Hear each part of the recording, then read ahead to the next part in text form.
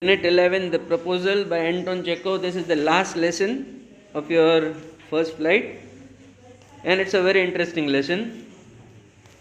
Now, initially they have given some introduction about a Russian wedding. Okay, from the examination point of view, that's not important. So, we skip that for now, and we straight away go to the lesson. The proposal, originally titled A Marriage Proposal, is a one-act play, a farce. Farce means extreme comedy is there, that is called a farce. By the Russian short story writer and dramatist Anton Chekhov. It was written in 1888-89. The play is about the tendency of wealthy families to seek ties with other wealthy families. To seek ties means, say, the wealthy families, they want to build, say, marriage relations with other wealthy families so that mutually they grow wealthier. To increase their estate by encouraging marriage that make good economic sense.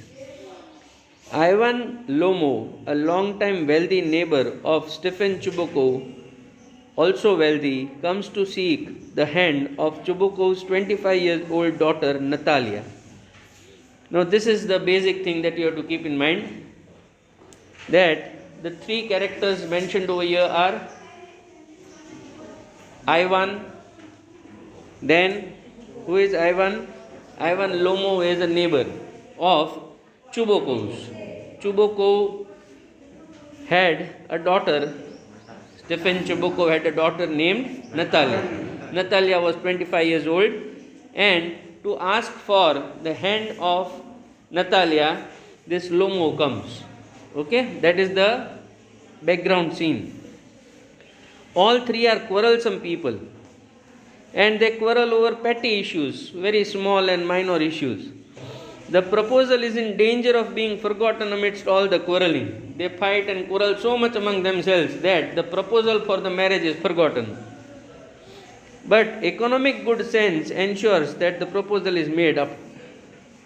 But again, say they think about the economic well-being. That if Natalia gets married to Lomo, then they would both become wealthy. And with that, again, say the proposal comes in the center, although the quarreling perhaps continues. Even after the marriage or the proposal is made and it is accepted, the quarreling goes on. It's a very interesting lesson. Again, so the name of the characters are mentioned. Stefanovich Chubukov is a landowner. Natalia Stefanovna is his daughter, who is 25 years old. And Ivan Vasilievich Lomo is a neighbor of Chubukov, a large and hearty but very suspicious landowner. Suspicious means one who keeps doubting, doubtful person. A drawing room in Chubukov's house. Lomo enters, wearing a dress jacket and white gloves. Chubukov raises to meet him. Chubukov, my dear fellow, whom do I see? Ivan Vasilievich? I am extremely glad. Then he squeezes his hand. Now this is a surprise, my darling. How are you? Now the neighbor comes home and is treated with such a lot of love and affection that Lomo is called darling and say so dear he is to them, and he is extremely glad and he squeezes his hand. This shows a lot of affection. Lomo, thank you, and how may you be getting on? How are you? How are things going for you? We just get along somehow, my angel. So Lomo is called an angel. Thanks to your prayers, we are going on, everything is good for us because of your prayers. So it is taken for granted that Lomo is praying for Chubukov. And so on. Sit down, please do. Now, you shouldn't forget all about your neighbors, my darling, my dear fellow. Why are you so formal in your get-up? Now you should not forget your neighbors. You should keep visiting us often. And then he asked that why are you dressed so well today in the evening dress, gloves and so on. Can you be going anywhere? my treasure, then he is calling him his treasure. Okay? And are you going somewhere out? No, I have come only to see you, honored Stephen Stefanovich. Now Lomo also calls him honored Stephen Stefanovich. These are not the addresses that we make in our normal conversation with people. Chuboko. Then why are you in evening dress, my precious? Now he is calling him precious. As if you are paying a New Year Eve visit. New Year Eve visit, if you are paying to somebody's house, you go well dressed. Why are you so well dressed? Well, you see, it's like this. I have come to you, honored Stephen Stefanovich, to trouble you with a request. Not once or twice have I already had the privilege of applying to you for help, and you have always, so to speak, I must ask your pardon. I am getting excited. I shall drink some water, honored Stephen Stefanovich. Now you have helped me so many times. I have come to request you for help. And it's not that I am asking for help for the first time. I have asked for help many a times. But he is so excited, so he drinks water. Now Chuboko, aside, this aside you have to understand, that the audience will listen to this, but the character in front of him will not listen to that. Aside means, suppose say you are the audience, and if I am saying something to the person on the stage, then as it is a drama, it has to be played on the stage. So Chuboko aside is written. So Chuboko, the father of Natalia, what does he do? That fellow says that I have come for your help. So he tells the audience, he has come to borrow money. Shan't give him any. Then he turns to Lomo and then says, what is it, my beauty? So with him he is talking in a very good tone. But internally what he is thinking, that the audience should come to know. Okay? So it is written aside. And then aloud. Aloud means he says that loudly to Lomo. You see, honored Stephen Stefanovich, I beg pardon, Stephen Honorich. He could not remember the surname also, so he is saying, he is mixing up, says Stefanovich and honorable both together, and Honorich. I am awfully excited, as you will please notice.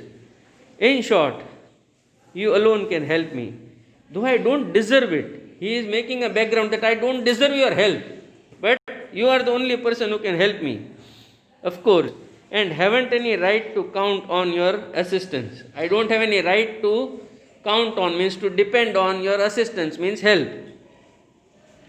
Oh, don't go round and round it, darling. Spit it out. Say whatever you want. One moment.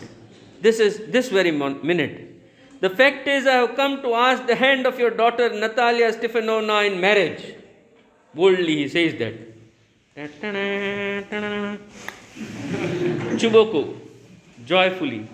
By Jove, Ivan Vasilovich, say it again. I didn't hear it all. He couldn't believe that he had come to ask for the hand of the girl.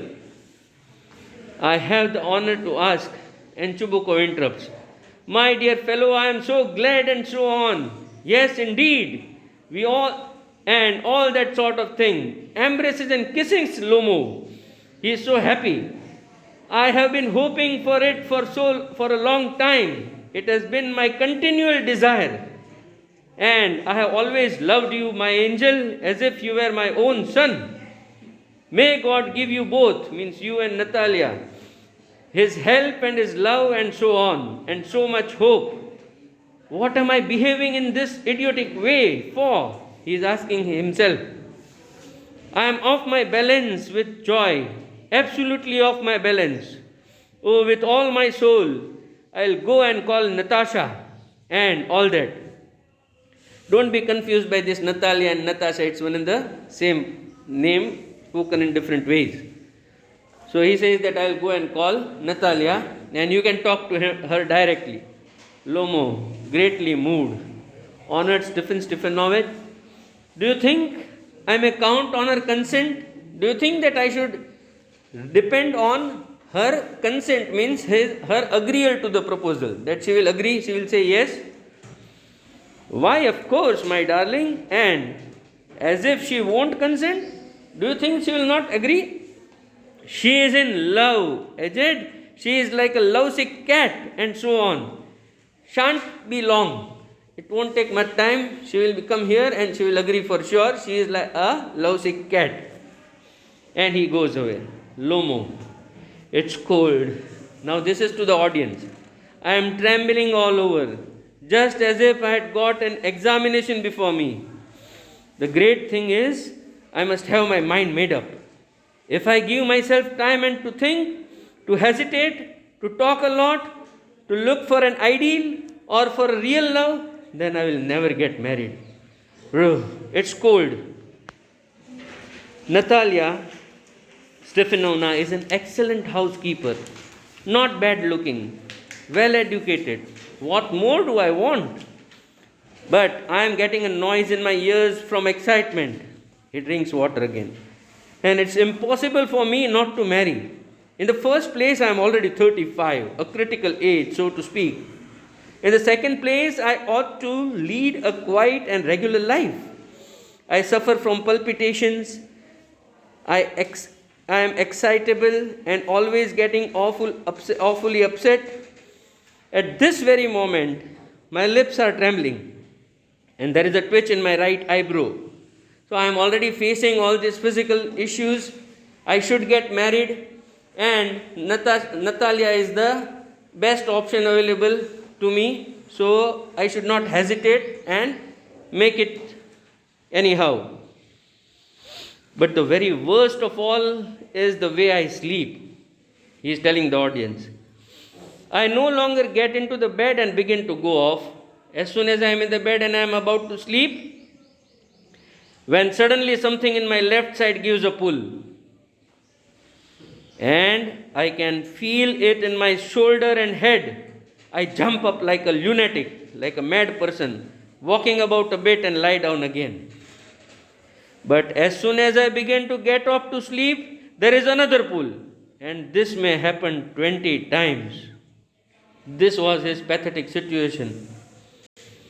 And Natalia Stefanovna comes. Well, there, it's you. And Papa said, go. There is a merchant come for his goods. How do you do, Ivan Vasilovich? Natalia is talking to him. My father said that some merchant has come, but it's you. Lomo, how do you do, honored Natalia Stefanovna? You must excuse my apron and neglige, means I am negligible about my dressing and all that. I have put on an apron, please excuse me for that. We are shelling peas for drying.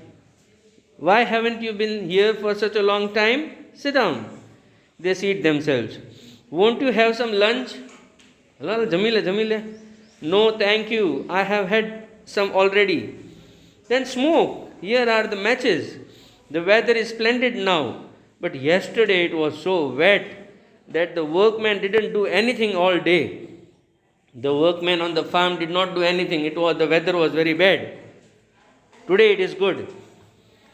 How much hay have you staked? The hay that they cut from the field. How much have you staked means cut and piled it up. And now, just think, I felt greedy and had a whole field cut. Now, on my part, Natalia says that I was greedy and I got the whole field cut, and now I am not at all pleased about it because I am afraid my hay may rot. Because it rained, the weather was bad, and the workmen did not work. The hay was staked, and it must have got wet, and it might rot. I ought to have waited a bit. But what's this? Why, you are in evening dress. Well, I never. Are you going to the ball or what? Ball is a dance party or what? Though I must say you look better. Tell me, why have you got up like that? Why have you come dressed in this way? Lomo is excited. You see, honored Natalia Stefanovna, the fact is, I have made up my mind to ask you to hear me out. Please listen to me. I have made up my mind that I will tell you what I want. Of course, you will be surprised and perhaps even angry. the background that he is making, that you will be surprised by what I say and you might be angry also. But it's awfully cold, he is telling the audience. What's the matter? Well, I shall try to be brief. You must know, honored Natalia Stefanovna, that I have long, since my childhood, in fact, had the privilege of knowing your family. બાળપણથી કે મને તમારા કુટુંબને સાથે સંપર્ક રાખવાનો મને આમ લાવો મળ્યો છે. My late aunt and her husband, from whom, as you know, I inherited my land, always had the greatest respect for your father and your late mother. My uncle and aunt also had great respect for your parents. The Lomos and the Chubukos have always had the most friendly, and I must almost say the most affectionate regard for each other. The Lomos and the Chubukos were friendly to each other and they had affection among themselves. And as you know, my land is a near neighbor of yours. My land is a near neighbor of yours, means it is close to your land. You will remember that my oxen meadows touch your birchwoods. My oxen meadows, they touch your birchwoods. These are the names of the property that they have. Excuse my interrupting you. You say my oxen meadows, but are they yours? Now here the quarrel started. Yes, mine. What are you talking about? Oxen meadows are ours, not yours. No, mine, honored Natalia Stefanovna. Well, I never knew that before. How do you make that out? How do you decide that the oxen meadows are yours? How? I am speaking of those oxen meadows which are wagged in between your birchwoods and the Brunt Marsh. Between the Brunt Marsh and the birchwoods, the meadows that are there, those are oxen meadows and they are mine. I am talking about that.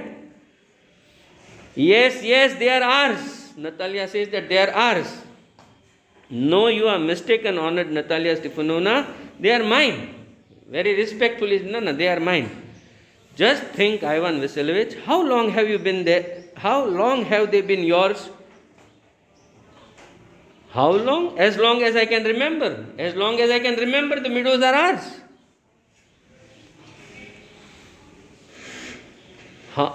Really?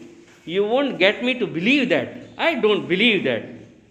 But you can see from the documents, honored Natalia Stefanovna, oxen meadows, it's true, were once the subject of dispute. One time there was a dispute as to whom the oxen meadows belonged to. But now everybody knows that they are mine. There is nothing to argue about. You see, my aunt's grandmother gave the free use of these meadows in perpetuity, means in continuity, to the peasants of your father's grandfather. Followed? My aunt's grandmother gave the use of these meadows, means he gave the meadows to your father's grandfather just to use it. The peasants belonging to your father's grandfather had the free use of the meadows for 40 years. Your father's grandfather's peasants used the meadows for 40 years freely and got into the habit of regarding them as their own, and they started thinking that they are theirs. When it happened that, he is trying to continue, but Natalia stops him. No, it isn't at all like that. Both grandfather and great grandfather reckoned that their land extended to Brunt Marsh. Now, grandfather and great grandfather, they all thought that the land extended up to Brunt Marsh, which means that oxen meadows were ours. And it means that the oxen meadows were ours. I don't see what there is to argue about. It's simply silly. It's silly to argue and say that the oxen meadows are yours. I'll show you the documents. Natalia Stefanovna, I'll show you the document. So the document says that the meadows are ours. No, you are simply joking or making fun of me. What a surprise. We have had the land for nearly 300 years. And then we are suddenly told that it isn't ours. Ivan Vasilevich, I can hardly believe my own ears. These meadows aren't worth much to me. Now Natalia says that the value of these meadows is not much. But they belong to us for the last 300 years. And today you come and tell us that they are yours.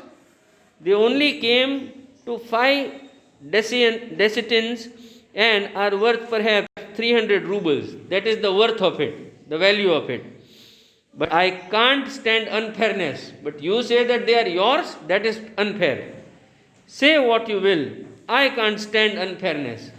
Say whatever you want to, but I cannot tolerate this. Stand here means tolerate. Unfairness. Hear me out, I implore you. The peasants of your father's grandfather, as I have already had the honor to explaining to you, used to bake bricks for my aunt's grandmother. Now my aunt's grandmother, wishing to make them a pleasant. I can't make head or tail of all this about aunts and grandfathers and grandmothers. The meadows are ours, that's all. Mine. Ours. You can go on proving it for 2 days on end. You can go and put on 15 dress jackets. But I tell you, they are ours, ours, ours. I don't want anything of yours, and I don't want to give anything of mine. So there, Natalia Stefanovna, I don't want the meadows, but I am acting on principles. If you like, I will make you a present to them. Present of them. I will give those meadows to you as a present, Lomo is saying. I can make you a present of them myself because they are mine. Your behavior, Ivan, is strange, to say the least. Up to this, we have always thought of you as a good neighbor, a friend. Last year we lent you our threshing machines. Although on that account we had to put off our own threshing till November. But you behaved to us as if we were gypsies. You are considering us as gypsies, giving me my own land indeed? No, really, that's not at all neighborly. You are not behaving like a neighbor. In my opinion, it's even impudent if you want to know. Then you make out that I am a land grabber. Do you mean to say that I am a land grabber? Madam, never in my life have I grabbed anybody else's land, and I shan't allow anybody to accuse me of having done so. You cannot blame me for that. Quickly steps to the carafe and drinks more water. Oxford meadows are mine. Pani pin, jor maavin ke. It's not true, they are ours. Lomo mine. Natalia, it's not true. I'll prove it. I'll send my mowers out to the meadows this very day. What? My mowers, means those who cut the grass and all that, will be there this very day. They will go to that Oxford meadows today. I will give it to them in the neck. Lomo says that if they go to the Oxford meadows, I will give it to them in the neck. I will beat them. You dare. How dare you do that? Clutches at his heart. Oxford meadows are mine. You understand? Mine. Please don't shout. He is shouting and saying that. I said it in a different tone. You can shout yourself hoarse in your own house. You can shout harshly in your house. But here I must ask you to restrain yourself. You have to control yourself. You cannot shout in my house. If it wasn't, madam, for this awful, excruciating palpitation, I am getting excited, I am having palpitations, pulse. If it was not there, if my whole inside wasn't upset, I am totally upset from inside, I would talk to you in a different way. In that case, I would talk to you in a different way, and that also is screaming and saying, Oxford meadows are mine, ours, mine, ours, mine. And the father enters, Chuboko. Now he had gone with an expectation that they would be talking very nicely and the proposal must have been made. What's the matter? What are you shouting for? Papa, please tell this gentleman who owns the meadows. We or he?